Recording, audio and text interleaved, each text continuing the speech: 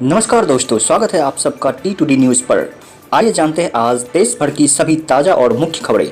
तो चलिए बिना टाइम वेस्ट किए आपको बता दें कि छत्तीसगढ़ के पूर्व मुख्यमंत्री अजीत जोगी का निधन। जी हां दोस्तों, बता दें कि छत्तीसगढ़ के पूर्व मुख्यमंत्री अजीत जोगी का शुक्रवार को निधन हो गया। 74 साल की उम्र में अंतिम सांस ली। जोगी को पिछले 9 मई को कार्डिक अरेस्ट आने के कारण नारायण अस्पताल में भर्ती कराया गया था। उस समय से जोगी कोमा में थे। इसी के साथ दोस्तों अगला खबर ये आ रहा है कि 15 दिनों के लिए बढ़ सकता है लॉकडाउन, गोवा मुख्यमंत्री ने जताई संभावना। जी हां दोस्तों, बता दें कि गोवा के मुख्यमंत्री प्रमोद सावंत ने शुक्रवार को लॉकडाउन 4 में विस्तार की आशंका जताई। उन्होंने बताया कि देश भर में जारी लॉकडाउन के चौथे चरण में 15 दिन का और विस्तार किया जा सकता है। गुरुवार को उन्होंने केंद्रीय गृह मंत्री अमित शाह से बात की थी। इसी के साथ दोस्तों बता दें कि WHO से अमेरिका ने तोड़े सारे संबंध। डोनाल्ड ट्रंप ने कोरोना वायरस पर चीन को भी घेरा। जी हाँ दोस्तों, बता दें कि ट्रंप ने पत्रकारों से कहा क्योंकि वे अनुरोध और बहुत अहम सुधार करने में नाकाम रहे हैं, हम आज विश्व स्वास्थ्य संगठन के साथ अपने संबंधों को समाप्त करने जा रहे हैं। रिपब्लिकन नेता ने कहा कि WHO को दिए जाने वाले फंड को दूसरे देशों और आपात स्थिति में वैश्विक जन स्वास्थ्य सेवाओं में आवश्यकताओं की पूर्ति के लिए किया जाएगा। इसके साथ ही डोनाल्ड ट्रंप ने चीन पर भी निशाना साधा। उन्होंने साफ शब्दों में चीन से कहा कि उसे कोरोना वायरस के मामले में दुनिया के सवालों के जवाब देने होंगे।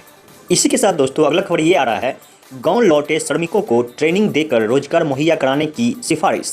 जी हां, बता दें कि केंद्र सरकार ने हाल में सामाजिक न्याय एवं अधिकारिता मंत्री थावर चंद गहलोत की अध्यक्षता में मंत्रियों का एक समूह बनाया है, जिसने श्रमिकों के कल्याण के लिए विभिन्न मंत्रालयों से सुझाव मांगे हैं। सुझावों में कहा गया है कि जो श्रमिक अपने गाँव लौट आए हैं तथा वहीं रहना चाहते हैं, उन्हें इस प्रकार से कौशल विकास का प्रशिक्षण दिया जाए कि स्थानीय स्तर पर ही रोजगार उपलब्ध हो सके। इसी के साथ दोस्तों अगला खबर ये आ रहा है, एक साल में 3 तलाक से लेकर आत्मनिर्भर भारत तक मोदी सरकार ने लिए कई बड़े फैसले।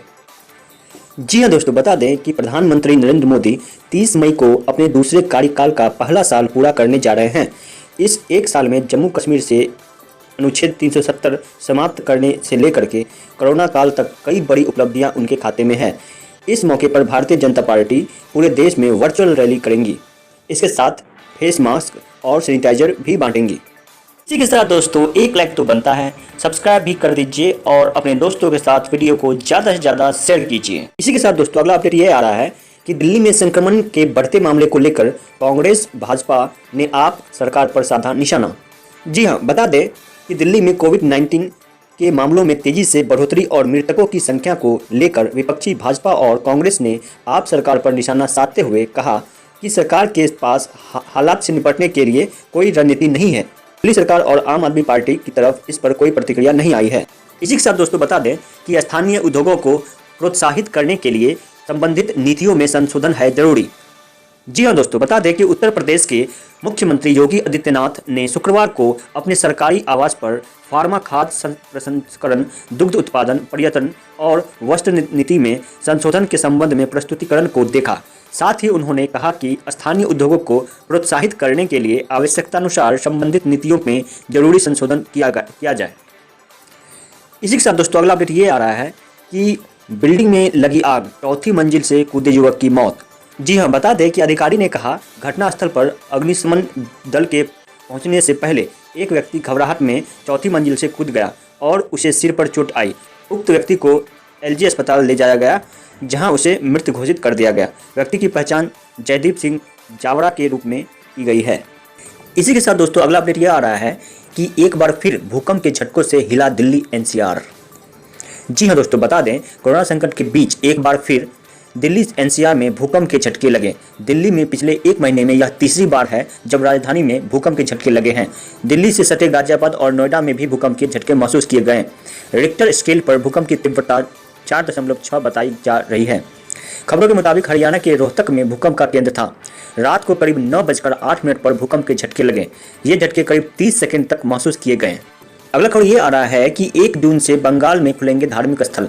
8 से सभी कर्मचारी काम पर लौटेंगे। जी हां दोस्तों, बता दें कि पश्चिम बंगाल में ममता सरकार ने श्रद्धालुओं के लिए बड़ा ऐलान किया है। बंगाल सरकार ने 1 जून से धार्मिक स्थल आम जनता के लिए खोलने की अनुमति दे दी है। हालांकि सभी धार्मिक स्थलों में 10 लोगों के प्रवेश की ही अनुमति होगी। बड़ी संख्या में भीड़ को एकत्रित होने की अनुमति नहीं होगी। मुख्यमंत्री बनर्जी ने कहा कि राज्य में 8 जून से सरकारी काम पूरी तरह से शुरू किया जाएगा। श्रमिक स्पेशल ट्रेनों पर ममता ने कहा कि श्रमिक ट्रेनों के नाम पर केंद्र सरकार कोरोना एक्सप्रेस चला रही है।